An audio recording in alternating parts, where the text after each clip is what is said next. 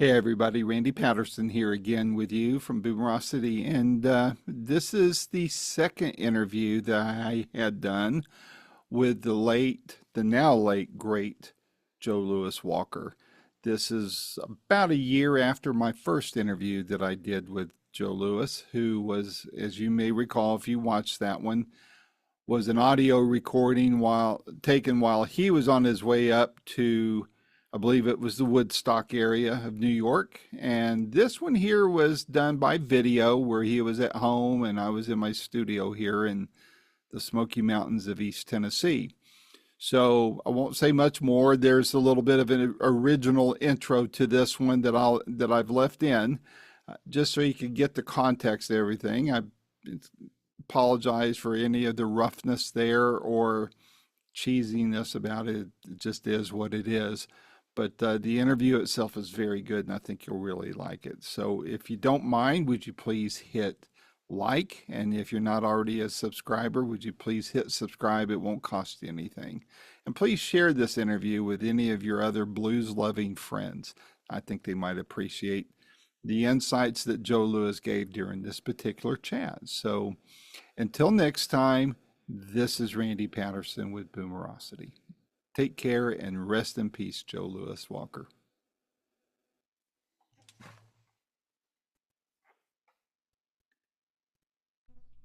Hello, everybody. Randy Patterson here with Boomerocity.com. As you already know, if you've followed Boomerocity for very long at all, we love the blues. Absolutely love the blues.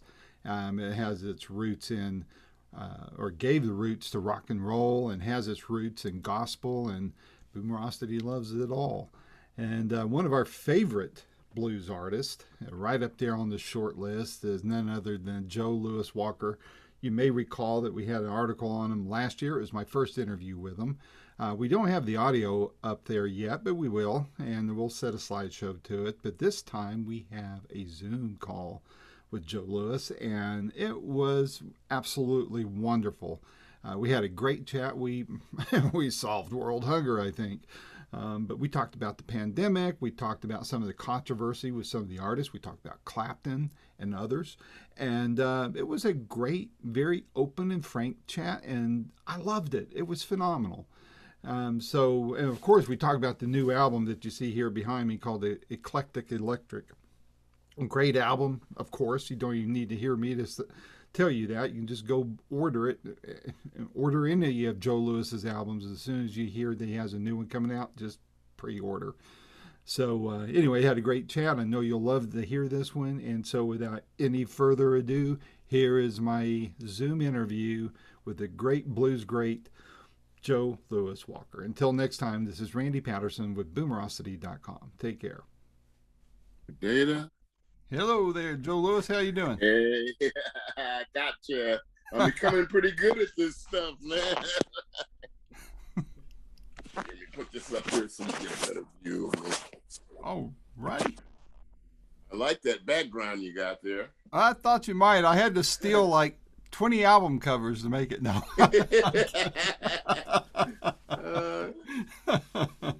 Love the album though, man.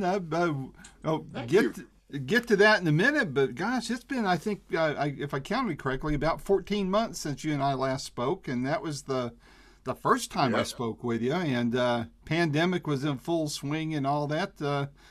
How have things been going for you during that time? Well, it seems like we're not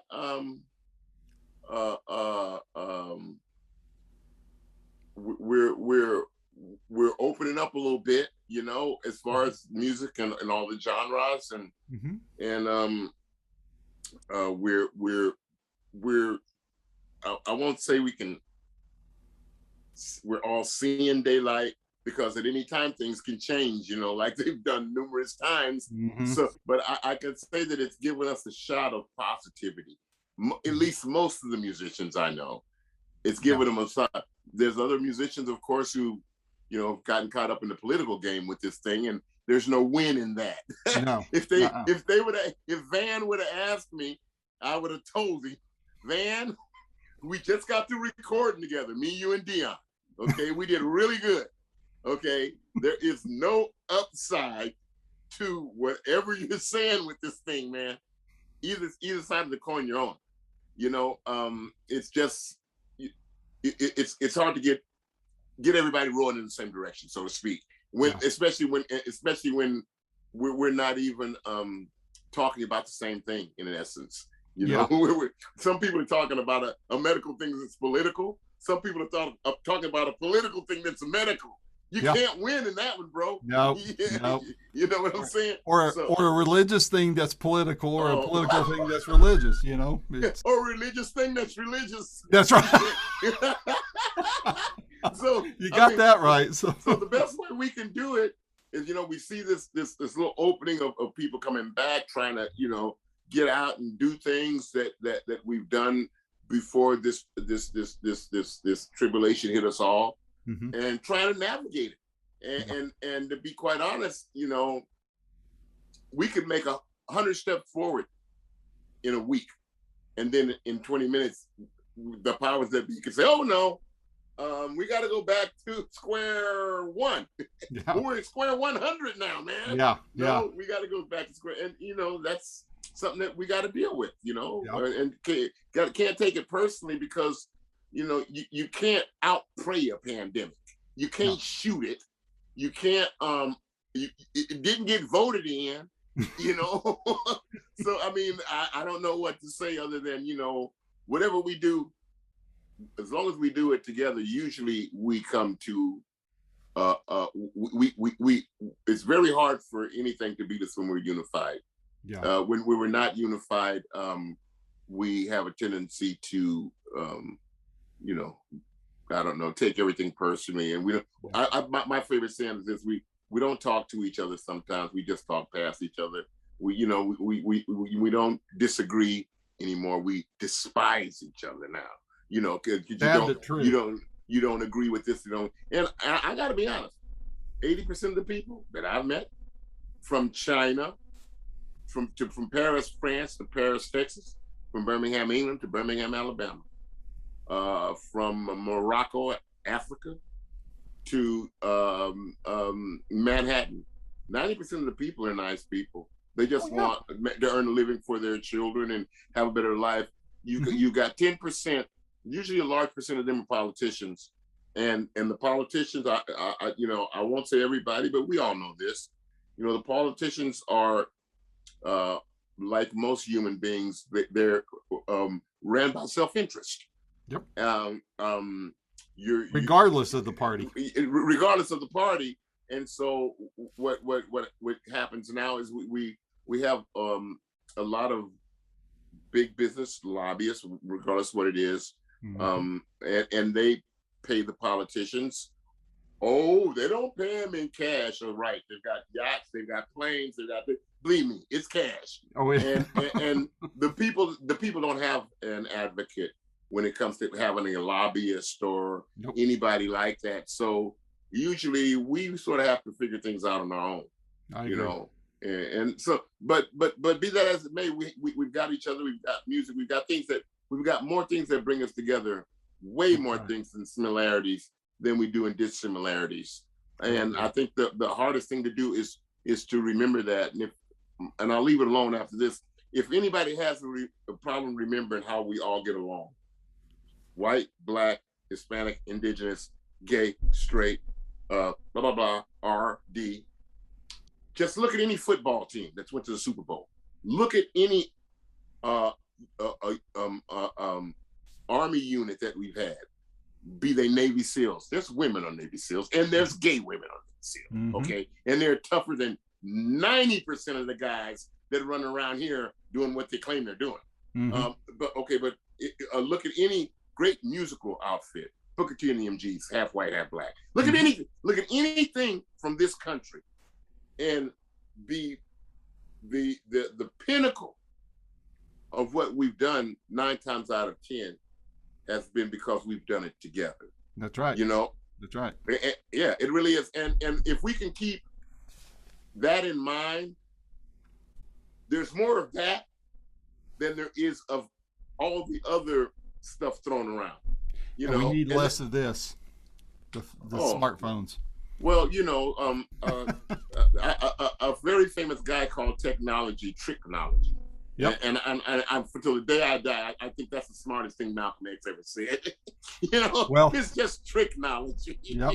Well, I watched for the second time last night, and then we'll move to The music. business here. But I watched for the second time a show that I don't know if you've seen yet or not. It came out last year called The Social Dilemma, and it's on Netflix. And it talks about how all of this, social media, the artificial intelligence behind it and what it is. I mean, they talk to the people that actually invented this stuff. Yeah. The guy that invented the like button on Facebook. Yeah. Former executives of Twitter and Facebook and Google and all of that. And I tell you what, it really opened your eyes. I've watched it twice, and I've seen something that I missed before when I watched it the second time. And I would encourage you to watch it. I've seen a big part of it. Yeah. And I agree with you. But the one thing that everybody better get out of their proverbial sweet spot and understand is that if you see a Social Dilemma and they have a couple other documentaries like that, there is one that just is the most chilling thing you'll ever see, which is one where they literally can clone your face, clone everything about you. And that's sort of in the Social Dilemma. And I really believe that I've got daughters that are 30 and grandkids, and they use these social medias, as sort of, I don't know, as a vicarious way of a community. But what they don't know is that social media is cloning them, and they're making their jobs obsolete, redundant. And if just today, we'll leave it alone.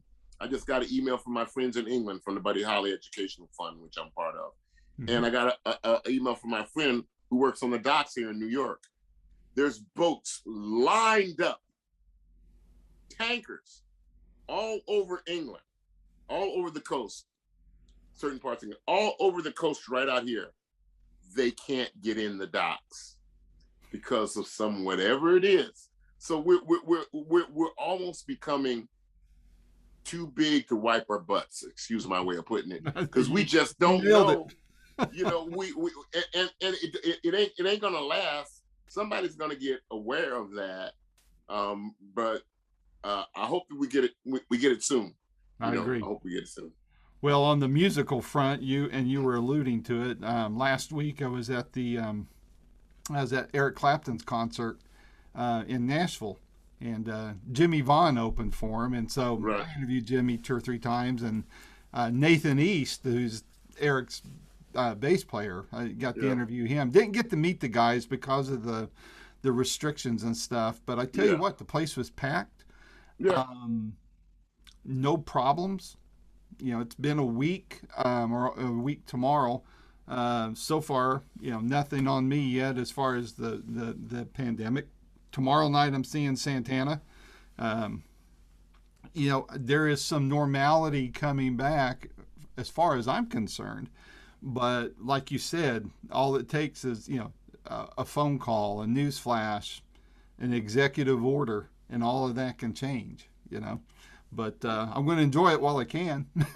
Well, it's unfortunately, it's not all right or all wrong on either the way you look at it, but on the other flip side of that, I really look up to Garth Brooks for canceling his tours because he knew that having 80,000 people in a room and, with the politics behind it, the music sort of gets taken out. He has a conscience that if something happens to somebody who doesn't want to wear a mask, who's 100% against it, it's a fake, great, believe what you want to believe. But you might get, COVID from someone else who that's not wearing a mask either, but they've been vaccinated. Okay, so now you're going to catch it from somebody else that's done this. So in the end, both people feel like crap because the person that's wearing the mask. So in a way, it's a shame that politics is involved in it. But I really feel that unless the politics come out of it, we're not going to solve it. Yeah. And the way that it is now, everything is political in this country. In this country, It's sad. It's sad. Everything. I like it when music isn't political to a point. I mean, if well, that show you went to is heck of political. Yeah. You know, I mean, you know, I mean, the vitriol that Clapton's getting for saying what he said. But then again, you know, I got to. He spoke as one vaccinated, and the effects of that vaccination on him. So, I mean, I hate that he's getting beat up over on one hand, because it's not that he's saying don't get not necessarily saying he's don't get vaccinated. He's saying, man, I got vaccinated and it kicked my butt, So yeah, but is he alive? Yeah. Is he alive? Yeah. Okay. Yeah. I got one point, and I'll leave it at that. And this is the other side of that coin, because I got people in my family that refuse to get vaccinated. Okay, but then again, the daughter or the son of mine that refused to get vaccinated didn't. Well, my grandson caught it. Okay, now, nothing against Eric or Van Morrison or anybody that believes one way or another. Nothing against my daughter. I love my daughter. And my grandson has pulled through the COVID. Being 4 freaking years old, he can't make a decision like you or Eric Clapton or my granddaughter. But this, okay, I sympathize with anybody that's taken it and had a bad reaction. Now, what if this star caught COVID?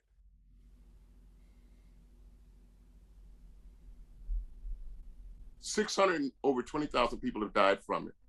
How many people have died from the COVID shot? How many? I don't know. I wouldn't. Okay, let's say 10%, just for X and giggles. That's 600 people.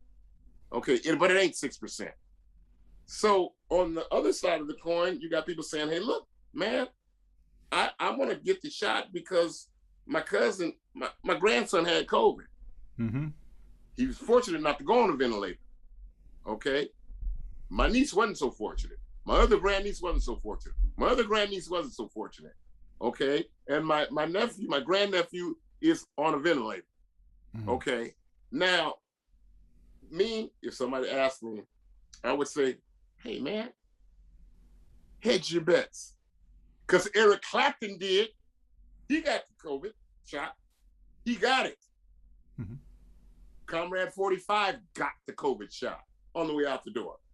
It amazes me, wherever you sit on the political spectrum, that anyone would say, don't you take it, but I took it. Right. Okay. That right there is a red flag. You know, and believe me, the other way around. You better take it and they're not, Well, if you put it like this, I guess that's the way to look at it. You know, yeah. I try to just because I believe one way, I don't necessarily say I've got the, I'm just a lowly blues musician. So so much. Darn good one too. but I'm glad I don't ever tell anybody don't or do. You know, that's your personal decision. And I sort of get perturbed at the government, because depending on who's in power, they're both going to say something different. But it's amazing that all the people saying anything have all been vaccinated. I'm cool with that. Okay, but now if you've been shooting dope for 30 years and your hands hurt, your neck hurt, this hurts, you have a soft valve in your heart where most people who have injected drugs get. You can't blame that on anything, man. You don't know what that's from, bro. You don't know what it's from. But I guarantee you, all my friends are on tour now. I know Nathan East. I know Baby Doyle. I know Clapton's old band. I know Jimmy Vaughn. I know them all. It's like me and you were saying, it's a drag when it becomes political. Yeah. Because that's not the only political statement that those two guys are making. they're making another statement too, and we'll leave it out of here. But if you're a woman, if you know any progressive women who might want an abortion, you might want to talk to them too about some guys some musicians sitting with a governor who's telling them that they can't be in control of their own bodies. Right. Well, you know, from where I sit, try that one on, boy, because I don't want to touch you with a 10-foot pole, you know. But I guarantee you, I ain't taking no pictures with them on either side. I'm not taking any pictures in with them because I was in England. I was living in England, you know, when somebody made the statements that they made about all the coons go back to Africa. And I was in England. I was part of Rock Against Racism. I was one of the people on Elvis Costello's label, Demon, that helped start that whole thing because I was asked to. And it was in direct response to some big rock blues guy who came out and said those very hurtful things. And so now, and to fast forward it to now, since we're on this subject, I'll just be honest with you. Fast forward it to now, the guy made a movie called Life in 12 Bars, okay? Where he apologized somewhat. But then you fast forward it now, and you're taking pictures with the governor who says people like me shouldn't be able to vote, or women can't be in control of their own bodies to get or have not an abortion. Well, you're making a statement when you do that. It's like if I was to take a picture with Louis Farrakhan, and my wife's Jewish, which she is, that would be pretty weird. Be pretty weird. Okay. So yeah. So that particular issue is not like Carlos Santana's issue, because I know Santana. I grew up with him. That's a totally different bird. So it just goes to show the divisiveness when politics gets involved. What happens? Because I know that rock star / blues star that you're talking about, you ain't seen, and the other guy from Dallas, Texas, I knew him. I know him very well. He's played behind me many a times. Still my friend. You can have to think what you want. You know, I knew his brother, SRV, totally different guy. Same father, totally different guy. Father was one way. The older brother learned that way. The son rejected that way. Okay, now, hey, you know what? I was a lot closer to the younger son, but the older son, I'm cool with. I have, you know, it's like, it's just amazing because music should bring us all together. And when we start eliminating each other, saying some of us should go back to where we came from, you know, and the irony is that a reggae guy from Africa, a reggae guy from Jamaica wrote the song that brought your whole career back, which was I Shot the Sheriff. And you didn't even send him a thank you note. And I was around England when they interviewed that reggae guy. And he would not bite and say, hey, I don't like what that guy said about me going back to Jamaica. And he didn't say that. He didn't get involved. What he did say, I remember, was him wouldn't have been the sheriff. Him would have been the deputy. I remember Bob Marley saying that. And that's the bit, because he didn't want to alienate good people like you, like anybody else, you know, or like anybody who says, hey, man, this guy, he brought me to the blues. Well, you know, all of us are multidimensional, you know, multidimensional. But I think it's much better when we can put ourselves in another person's position. Absolutely. You know, that's why I have no vitriol for anybody you name.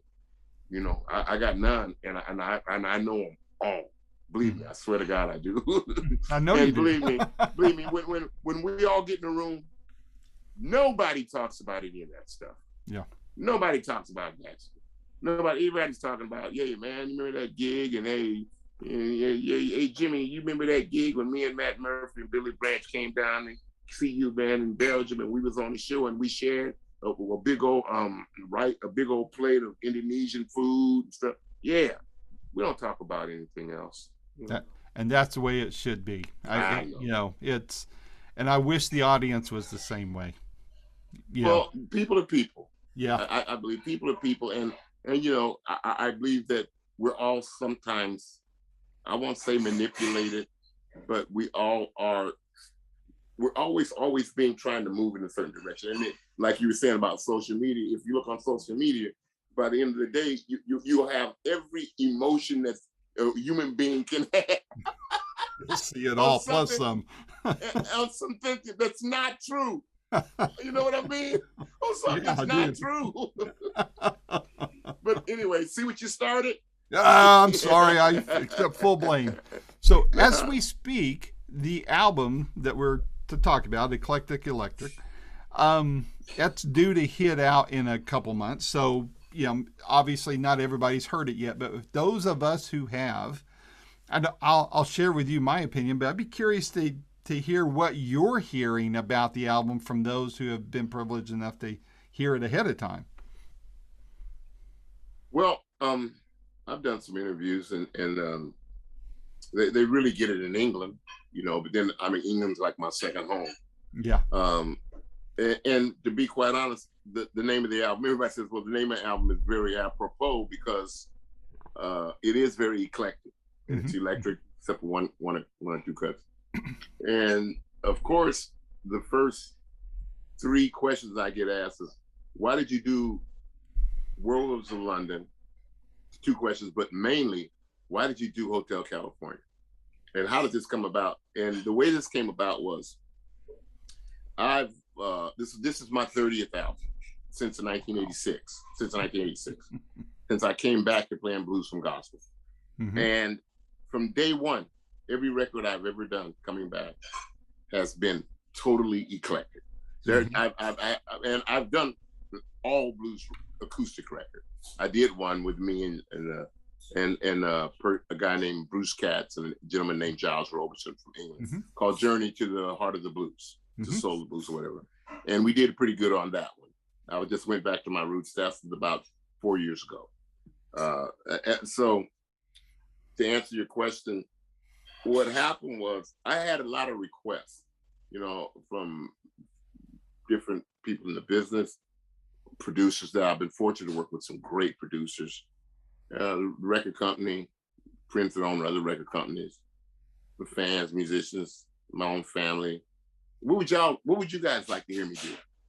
And everybody, to a man and woman, says, well, you know, Joe, we're used to you doing your stuff. We're very aware of you doing traditional things and working with all the other greats like, you know, Otis Rush and Buddy Guy, and you've worked several times with Cotton, several times with BB. But you know, you really have touched a lot of people when your version of from the Beatles White Album, when you guys, all you artists paid tribute to the Beatles, me, Junior Wells, Taj Mahal, mm-hmm. and you did Why My Guitar Gently Weeps. They said, man, that was just so different. And then another guy said, well, you know, your version of Heart of Stone, when you did the Stones tribute that they asked you to do along with Junior Wells and a bunch of other people, that was totally weird, man, but that was so cool. Man, you know, when you did what's so funny about Peace, Love, and Understanding, you know, why did you do that? I said, because I was on Demon, and I know Nick Lowe, the guy that wrote it, and when they were doing that album for different artists to do it, he asked for me to do What's So Funny About Peace, Love, and Standing, because he thought that my voice would bring something different to it. Mm-hmm. And my story, my backstory would be, you know, I could. So in essence, I had people asking me to do things that they figured that I could bring a different take to. And so the 3 songs, I must have had 30 songs I looked at, you know, people's suggestions. And some of them I just, you know, I couldn't get my head around.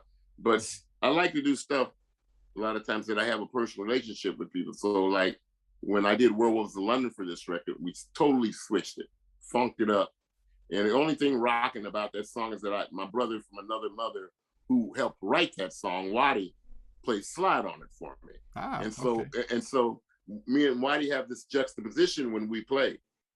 He can play soulful, I can play rockish, he can play rockish, I can play soul. But he's known for bringing, we call it the loud. Why he brings the loud, whether it's with Linda Ronstadt, my favorite album of all time, Talk Is Cheap, with Keith and Smith and Winos. Okay. The next song we picked was, and we switched it around too, was All She Wants to Do Is Dance, which was a big hit. But another one of my friends wrote the song and was going to play on it with me, but he got too busy. That Danny Kachmar, but he's with the immediate family, him and Waddy, so Danny just got too busy. The other song, the total outlier, was Hotel California. And the reason I did Hotel California was when they sent me some real iconic tunes. You know, I wasn't about to do Let It Be unless I did it with a choir. You know, I don't mind. I love Beatles songs. Or with Alexis Suter, she does a killer version of that. No, with a choir, yeah, she does. But also, somebody sent help. But my friend KD Dennett, KJ Dennett, the greatest version of help I ever heard. Her and Wee Willie Walker did too, other than John Lennon, of course. So, but when somebody sent me Hotel California, I was thinking, you know what, I could make this more of a bluesier with a reggae-ish funky beat, and then I'll bring in Morale Coryell to play lead guitar, and I'll play the foil to his lead guitar. Well, I don't know if you know who Morale Coryell is. His dad was. I've heard of him, but his dad is Larry Coryell. Coryell. Okay. And Morale's one of the greatest singers, guitar musicians out there. You know, all I do is just think of someone like a Stevie Winwood, but from America, with more of a gospel sound, and can play guitar like Larry Coryell. And Morale's played with me. He played with Duke Robillard's band. He played with the great Bill Evans. Morale's played Judy Collins, all kind of people. So anyway, those were the three songs that I picked to make it a lot more eclectic. And plus, I've written some songs that I did when I was living in France. And some of the African musicians that played on that song, like Gone and Alone, that's my favorite, by the way. My calling card I would use for that album. I love it. Well, thank you, because that song is got all kind of African percussionists on it. It's got my friend, the drummer here, Dorian Randolph, young man who traveled all over the world with me. He put drums on it too, and but most of it's me and the guy who produced it, who passed away before this record's released, named Gino Blackmell Jr. Gino plays the pianos on there. He does a lot of percussion stuff. He sort of produced it, and really he put it all together, because I had a lot of bits and pieces. And my friend, another friend that's on the record, that's on a couple of cuts, also from the Bay Area, that's on there is a friend I named it Picasso when he was playing with me, but then he started a band in San Francisco called Picasso Knuckle Boogie. But it's all good. But Picasso has also passed away too. He plays the cornet. Oh wow! And he plays the overdub different cornet parts, and that's him playing the cornet. And he also does the same in a song called Bad Betty. That's him playing the cornet. And Bad Betty's about a marriage that sort of goes bad. That's why you hear da da da da da da. And then it's the guitar going crazy. And then it's so anyway. But Home and Alone, every word of that story is true. That's my story. I wrote that for two reasons. It's sort of cathartic after moving to France and being divorced. And I wanted to put everything in that good, because my family sort of got me through it, and my friends, and I wanted to also be able to have something to play at a family reunion, you know. So I sent it to some of the members of my family, you know, and everybody, after they get through crying, because it's hard to, you know, because we're personalizing it. We get to crying, then, you know, it's like, yeah, you know, my father, my mother, my sister, my brother, my nieces, my uncles, my aunts, rather than my sons, give me the strength to carry on. But I wanted to do it in the African style, you know. And so when you hear the music, it's basically, you hear all those that African groove. That's something that I wanted to do, and I didn't want any guitar solo in it, none. I wanted the horn in it, and I was gonna have a bunch of kids come in and sing my mom and my father, my sister and my brother and father. But that it was just it was that it started taking on a. We were cutting it, and it just became. It went into a life of its own. You know, Yeah, it lost I the love it. intimacy. It lost the intimacy, and it became a cast of thousands. And that's not what I wanted for Right. this. You know, but thank you. Well, I mean, for me, and I know I ask artists this all the time, and I think I might have asked you this the last time we spoke. You know, I never ask what would you call your favorite song on your album because it's like trying to pick your favorite kid, right? You just are not supposed to do that. And so, but what I do ask is which song would you use as your first calling card for the album and the second calling card? Because for me, it was Gone and Alone. And I'll add about Hotel California. I love how you did it. You know, you mentioned blues and reggae, but I think I even sensed a bit of jazz in there too, just slightly, but mostly the blues and the reggae. And I just love how that came out. It was amazing. Yeah. Well, I'm fortunate to have some good musicians that, you know, really could take things and mix them around and, you know, take it, stand it on its head and say, hey, man, this might work. You know, one thing you want to do when you're playing, and especially in the studio, you want to say, man, look, can we try it this way? Can we try it that way? You don't want a producer saying, well, you know, you tried it that way 20 minutes ago. Well, this way we're going to try it a little bit, but it's just 20 minutes later. You know, come on, you know, okay, just let's do our creative thing. Yeah. So with these great creative musicians, I've, you know, able to do a lot of things and makes me look good. But, you know, Lenny Bradford, John Bradford, and John Medeiros and Scott Malisi, who played on Hotel California, as well as Juma Sultan coming and adding the percussion, because Juma's all over a lot of my last 2 or 3 records since I've moved to the East Coast, you know, and having Juma there, you know, I get the mojo that, you know, that Juma brings from playing Woodstock with Jimi Hendrix, you know, when he played with Jimmy. Yeah. So I get a little bit of that mojo, as well as Juma just being a, you know, sort of like a generation like when he played with Richie Havens and people like that. They're a special generation. That's right. You know, they really are. They, you know, a dying breed too. Yeah, and they're spiritual to a degree, and they've been through it. They've been through the ringer, never got paid, and you know, they had to find a way to navigate, knowing that everybody hears your music, but nobody knows who you are, to a big degree, except people who love, who've seen you and know, like me, you know. But I mean, when you see Jimi Hendrix play Woodstock, and you hear him start playing, the musicians don't play. It's the percussionists that are playing a little bit. That was Juma and the other young man. And then they knew when to, hey, just let Jimmy do his thing, you know. Right. And so you got the feeling, number one, that for me, that all those musicians like that, and Garrett Garcia and Bobby Weir and all the guys that are dead, I can speak from experience that a lot of what we were doing in our generation back then, and I was usually the younger guy in the room, was they were trying to create something new. And they were trying to create something that was organic, something that people could relate to, but nobody wanted to get violent. But there's nobody with a set of ears and a heart and a brain that cannot say that by Jimi Hendrix playing the Star Spangled Banner like he did there, it gave you a encapsulated history of the United States in 4 minutes. It gave you the wars. It gave you the screaming and the crying. You could see the Trail of Tears, you know, because he's part Indian. I'm part Indian. You probably are too. I don't know. A little bit. We're all mixed up. We all mixed up. There's a lot of partying going on way back then. Yeah.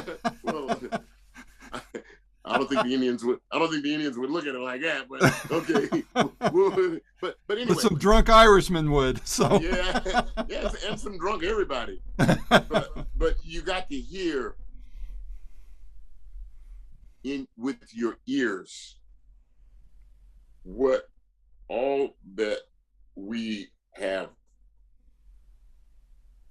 the effect of all these things, these wars, these that, without him saying one word.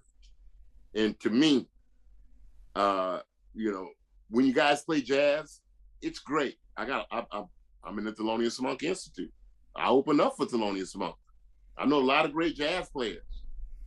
But when you can not even paint a picture, but write a story, and then you get 500,000 people feeling the same exact thing as you're feeling, and you just do it on the cuff of the moment because that's where your heart is. I haven't seen that in too much of anything. I mean anything. And so that, to me, that's what the music is sort of about. You know, is that because our generation was mostly nonviolent. You know, I know they like to say the Black Panthers were violent. It's not true. I went to junior high school. They recruited my school. Most of the Black Panthers were about self-empowerment. It was really started as a kids, they feed kids in the morning and get them a hot meal. And, you know, it morphed into something else, just like a lot of things do. It gets vilified for another thing, you know. But at any rate, there was all that. There was the Gray Panthers. There was the White Panthers. I played for Breads and Roses, Mimi Farina, Joan Baez's sister. We go into prisons and play. We played for SIVA for the blindness, Wavy Gravy's thing. I mean, our generation literally tried to save the world. Really. And we did it with guitars, FM radio, communes, and trying to get rid of the mores, the baggage that was in the past. And if you listen to anybody from, you know, All You Need Is Love, you know, to Here Comes the Sun, to Curtis Mayfield, moving on up to Sly Stones, Don't Call Me This, Don't Call Me That. You could say that and you got it. Yeah. You got it. You got it when Marvin Gaye said, Mother, mother, what's going on? Brother, brother, you know, who are they to tell us? Because all we doing is having fun. We're not, you know, because Marvin Gaye's brother went to Vietnam and got all screwed up. You know, why did Fogerty write those songs? Fogerty was one of the few that got drafted. Yeah. Okay. So John never forgot. That's right. So when he said he wasn't a fortunate son, it wasn't some esoteric BS that some guy who claims he's a country star is doing now. And it wasn't that. It was real. Yeah. You know, and Fogerty's real till the day. Yep. So I think that, you know, music serves that purpose, you know, and I try to do a little bit of that in everything every album that I do. That's why sort of going along sort of touches a little bit on just a little bit of you know, family, how our families are important. And you know, we all go through tribulations. That's right. Everybody's got a story, man. Yep. Everybody's got a story. They sure do. Well, what's on your radar for the next year or so? You got this album dropping in a couple months, and then what? Yeah. What are you going to do? Well, I go in Switzerland. Really, my first European trip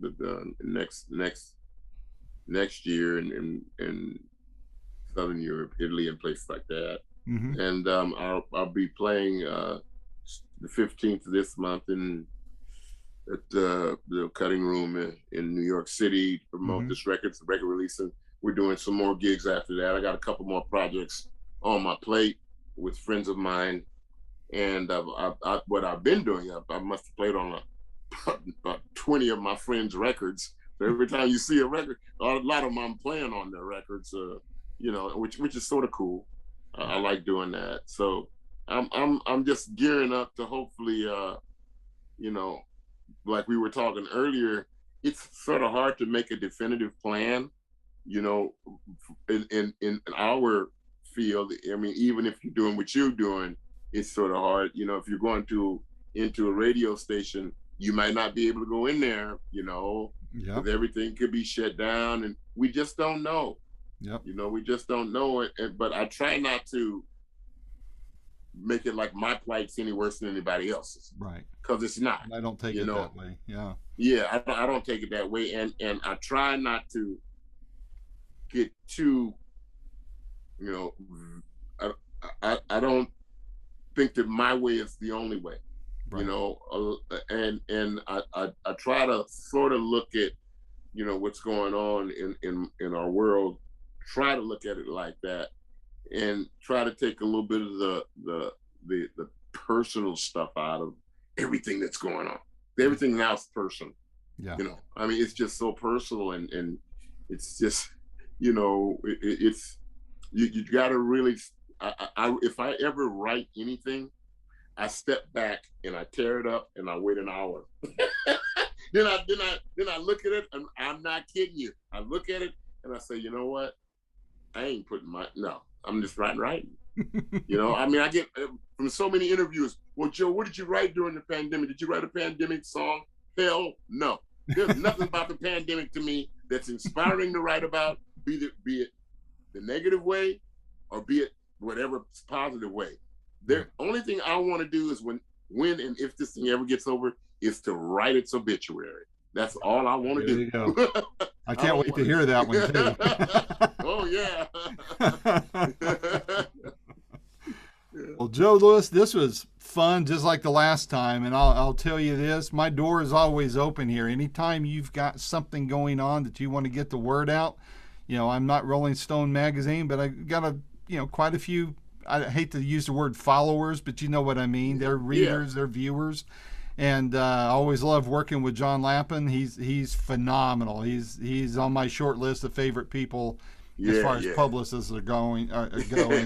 He's amazing. He really is. And so, but my door is always open to you on this kind of stuff. And I keep my eye on your itinerary so that if you get anywhere within, quick driving distance for me, I want to come see you, come bump elbows or shake your hand, hug your neck, something. Yeah. And, well, no.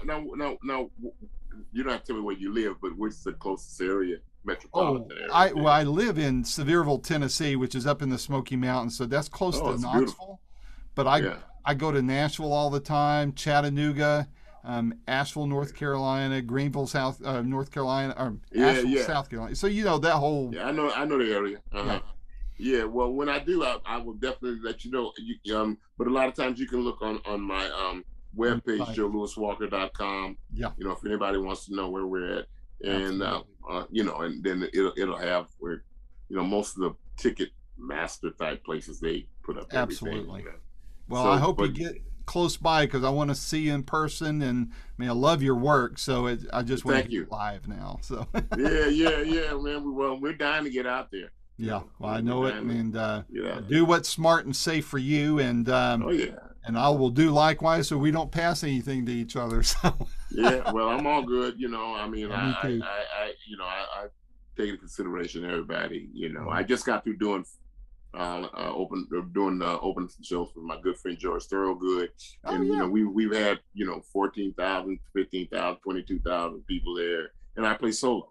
I come out and do my little thing, and there's people believe in all kinds of things, and I like to talk to regular people. I want to talk to politicians, man. Yeah. I really don't, because I don't really care. Not that I'm a snob or anything, but I just to join that club. I've known enough politicians and played for enough presidents to know, just to join that club, there's some, some squirreling. You got to be part squirrel and part rabbit.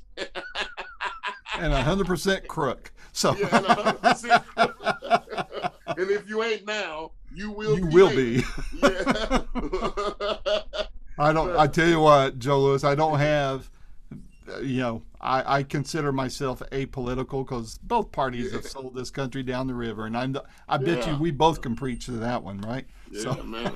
Yeah, you can take, you can always just really sometimes, what I do this with music too, and I'll let you go after this. If you want to see how sincere somebody is about what they say or what they're singing, turn the music off. Look at them. Mm-hmm. And I can guarantee you, I can tell you, if a guitar player stands in the mirror and makes all the faces and all the stuff before he knows the guitar. Yeah, I can tell you when a politician is lying. There's certain giveaway points. You can but you can scientifically look, at how many times a person lied, how many times their eyes dart to the left. or how many times they got to sneak up on a glass of water. Yeah. Yeah. That's a good. Oh man. Oh, And almost never get between them and a camera if one's around. Because oh no, man, no. But we could go on forever bashing politicians. Only one request I got, if we can ever row in the same direction, is ultimate power usually begots ultimate corruption. Yep. So if you have someone that's in power for 12, 13, 15, 18, 16, 20 years, then something's going to go wrong. So we are really smart as Americans. We don't like it when someone like Putin's in for 22 years. We don't like it when someone like Xi's in China for 14, 15, 18. Well, you know what? Some of our guys have been there 47 years. Some of our girls have been there 14 years. You cannot tell me that they're serving us anymore, baby. Hey, go in poor and come out rich. Yeah, go in poor. Both parties, so, we do need to just, how should we say, I won't say term limits because certain things have a certain, but after a certain while, go already. That's go. Right. Okay. The president can only be elected twice, 8 years. Why should a senator have 28 years? That's right. And then become president, and then he done got 47. Next thing you know, this dude's been in office on the public dole for 56 years. Yeah. All his life. So he's willing to say anything about anything to anybody. That's right. And that goes for all of them. That's right. So they George Washington refused to be president again. He literally refused. Yep. The last one was FDR was going to do 4 terms, and God stepped in to that, or whoever. So that should be it. That's man. That's right. Look, That's right. This That'll preach, man. You can come and stay. You can come and stay at the house for a while, but you can't move in. That's right. Come on. That's right, man. I have a feeling you and I could solve all the world's problems over dinner sometime. We may ought to try that. Well, it's bad when you have we're having a committee to save the country's debt, and so the credit's good, and the chairman of the committee goes to sleep in front of the whole world. So it shows you what he cares about, saving America. That's right. He didn't get enough nap. That's right, man. Well, you've been napping for 50 years up in here, man. That's right. We thought you were going to evolve. He needs to go home and stay home. Yeah, please do. Put him in one of them retirement homes. That's right. But anyway, I enjoyed talking to you, and likewise, I love it. We talk about more than music, and we try not. We're definitely not here to offend anybody's sensibilities. We're just two guys talking. But I always enjoy talking to you and most of the gentlemen and women that I talk to, because we all care. And we do. That's the big difference between us and some of the lucky individuals that we're talking about. I just don't think they care, and that sort of hurts. And that crosses any line. That's right. Any line, any race, any sex. When you don't care and you show it and you treat people in that manner, it just hurts. That's right. And there is a thing called karma. It does come back on you. That's right. It'll come back. And so hopefully we'll walk in and sit in the sunshine one day. There you go. Well, I hope to see you in person soon. And like I said, Joe Louis, my door is always open to you. So anything you got going on, we'll chat about it so others can know about it. Well, thank you much. And I will talk to you later. All right. Take care, my friend. Bye-bye.